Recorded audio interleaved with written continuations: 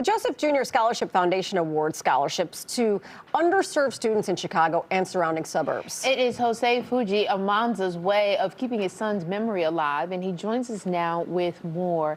And we've heard stories, we read a lot about Junior, but in your own words, tell us what he was like. You said he was like the Energizer Bunny. Oh, yeah. He had so much energy, like, for instance, he started taking Taekwondo lessons when he was about maybe 4 or 5 years old. And his lessons were like from 4 to 5. And as time went by, he asked me if he could stay for another class. And I said, well, let's ask Sir. And Sir said yes. And then he had another class. And then he was playing from the time he started till the adults finished. He was practicing with the adults.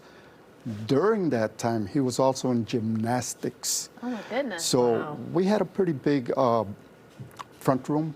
So after gymnastics, after Taekwondo's classes, he'd go upstairs and then he'd be practicing all his flips. And Sir asked me, what do you feed him? I have never, ever seen anybody take all the Taekwondo classes, go upstairs and practice another half an hour of running and doing flips. So yes, he had a lot of energy. I think he was nonstop. A lot of people would be surprised to learn that you lost him to suicide at 12 years old. It sounds so young. Do you have any idea how this happened? There was a lot of things happening in his life, but I think some of them, the ones that I know of, I was in the process of getting divorced. In school, he was so good that some of the kids would call him a show-off. And then on that day also, he had problems at school, and that was kind of the straw on that day. For him to take. But there was, I'm sure, there probably could have been some other things I didn't know about. Yeah. So now you've taken this tragedy that you feel probably every day as if it had just happened yesterday, but you had to find the strength to do something to keep moving on. So you created this scholarship. Tell us what the scholarship does and who is it available for? Well, right now it was supposed to be for photography and art students, but we're not getting in enough applications, and I would love to get, a whole bunch more. And so I think as of today, we're gonna open it up to all college students. Okay. Those restrictions, I noticed, we do have some, but not as many as we expected. I would love to see more students apply, and that restriction is going to be taken off. We're going to change that today. The problem is the deadline is the 18th of this month. Okay.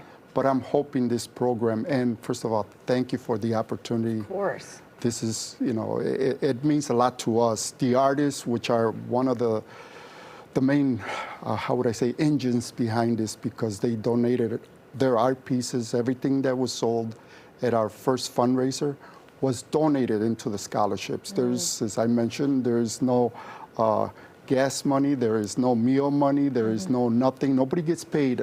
All the money goes to the scholarships. And there's 13 of them, correct? Yes, there's 13. I'm hoping that somebody watching this program will be a sponsor to help us out with this. To get the word out there and get the message out there. What are you looking for in the students that will eventually win these scholarships?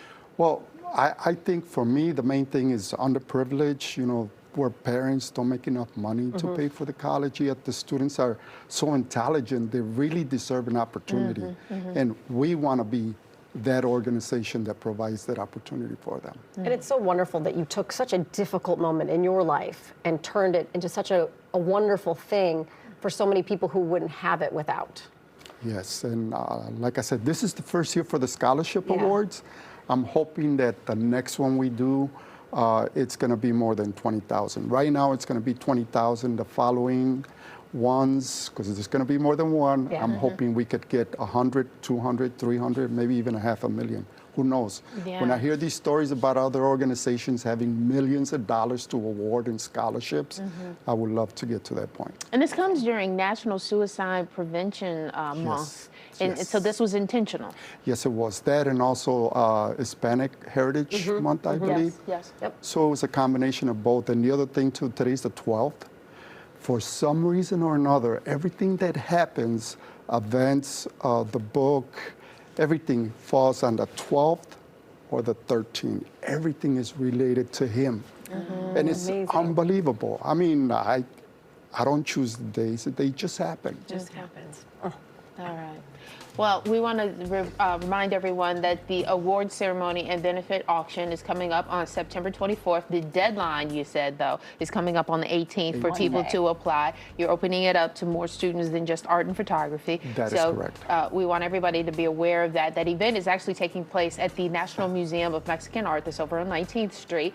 JosephJuniorScholarship.org is where you can find more information. And also, if you want to donate, there's the email address there where you can also participate. Thank you for coming on and sharing your Thank story you very with us. much.